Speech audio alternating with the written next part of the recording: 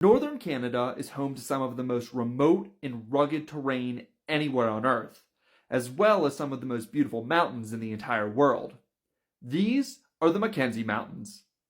The MacKenzie Mountains are a northern extension of the Rocky Mountains that run for roughly 500 miles or 800 kilometers southeast to northwest along the border of the Northwest Territories and the Yukon Territory.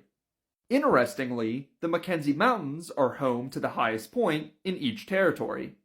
The highest point in the range is Keel Peak. Standing at an elevation of 9,685 feet, or 2,952 meters, Keel Peak is the highest point in the Yukon Territory and the highest point that far north in all of Canada. It's also one of the most isolated mountains in all of North America.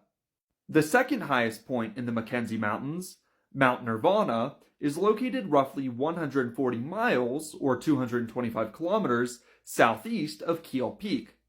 Rising to 9,098 feet or 2,773 meters, Mount Nirvana is the highest point in all of the Northwest Territories. But despite being the highest points in the range, neither Keel Peak nor Mount Nirvana are the most notable peaks in the MacKenzie Mountains. That honor likely goes to the Cirque of the Unclimbables, which is a cluster of high peaks and big walls located within Nahanni National Park. This group of peaks got their name in 1955, when mountaineer Arnold Wexler discovered them and tried to climb them but was turned away by their sheer granite walls.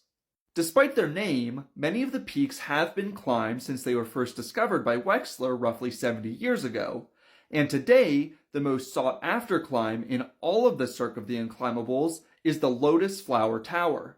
Lotus Flower Tower is most famous for its sheer southeast face, which rises 2,200 feet or 800 meters straight out of the meadows below, and has been called one of the most aesthetically beautiful rock faces in the world. But while the Cirque of the Unclimbables now attracts hardcore climbers from around the world, this area, as well as the rest of the MacKenzie Mountains, remains incredibly remote. In fact, there are only 2 unimproved roads that access the entire range, which covers an area larger than the country of Poland.